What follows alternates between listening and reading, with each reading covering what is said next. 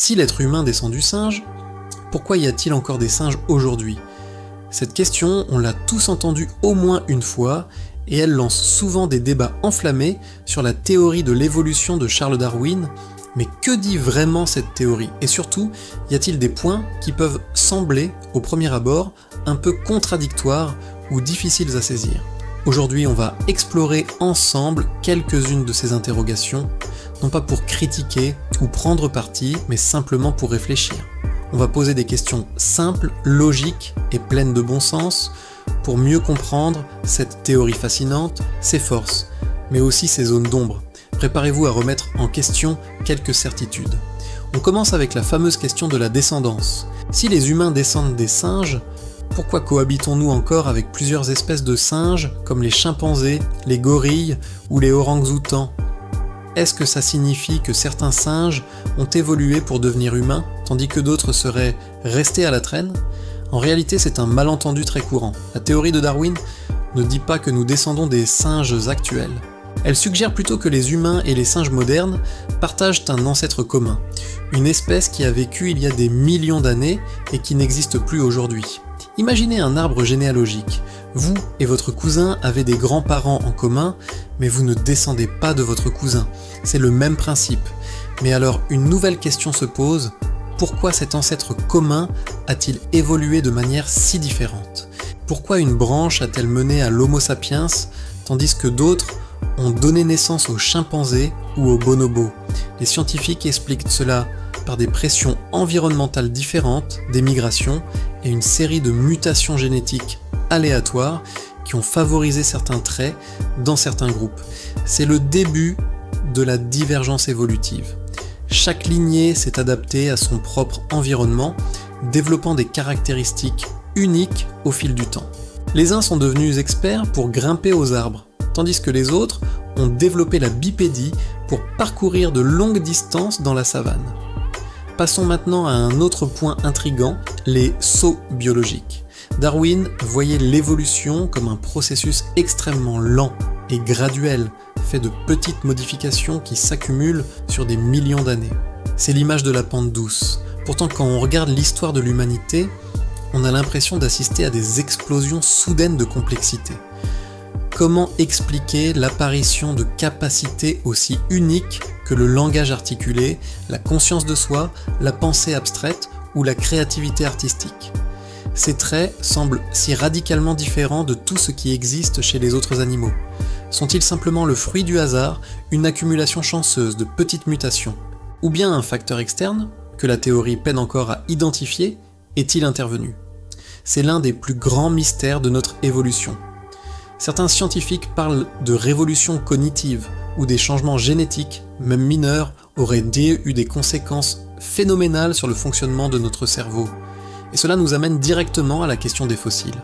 Si l'évolution est un film continu, le registre fossile, lui, ressemble plutôt à une pellicule avec beaucoup de trous.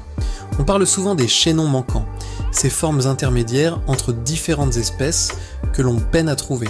Par exemple, entre les primates arboricoles et les premiers hominidés bipèdes. Alors pourquoi ce manque ? Est-ce simplement parce que la fossilisation est un processus incroyablement rare et que nous n'avons pas encore eu la chance de tomber sur ces fossiles ? Ou est-ce que ces chaînons n'ont jamais vraiment existé sous la forme que l'on imagine ? Certains paléontologues suggèrent que l'évolution n'est pas toujours graduelle. Elle pourrait connaître de longues périodes de stabilité, suivies de changements rapides, ce qu'on appelle la théorie des équilibres ponctués. Dans ce cas, les formes de transition auraient existé sur des périodes très courtes, laissant donc très peu de chances d'être fossilisées.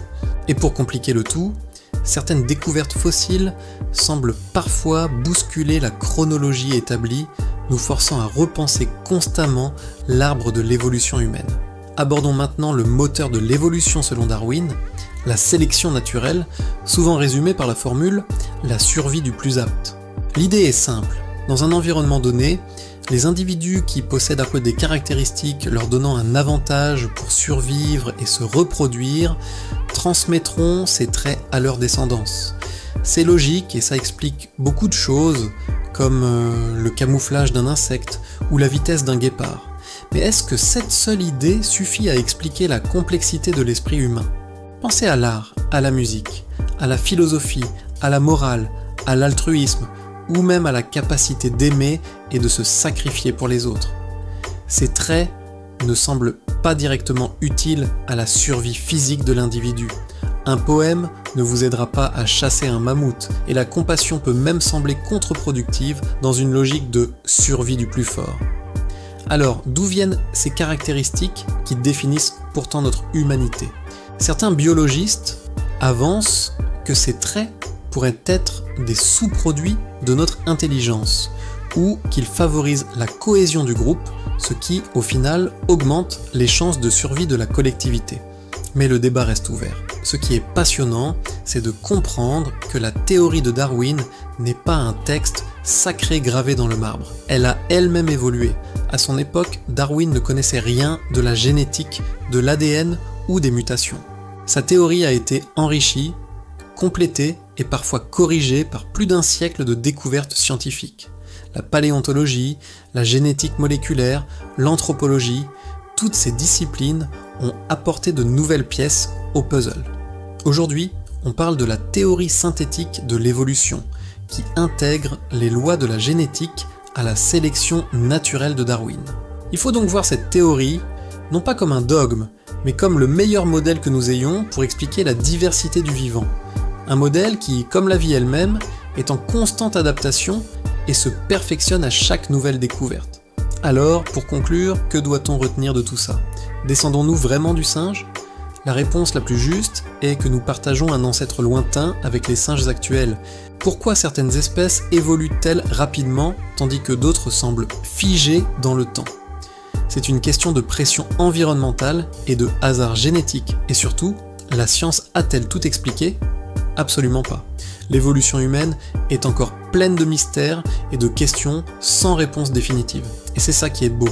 Ça nous pousse à rester curieux, à observer, à chercher et à nous forger notre propre opinion. Merci d'avoir regardé cette vidéo jusqu'au bout. Si ce genre de réflexion vous plaît, n'hésitez pas à laisser un pouce bleu, à partager votre avis dans les commentaires et surtout à vous abonner pour ne pas manquer les prochaines explorations. À très bientôt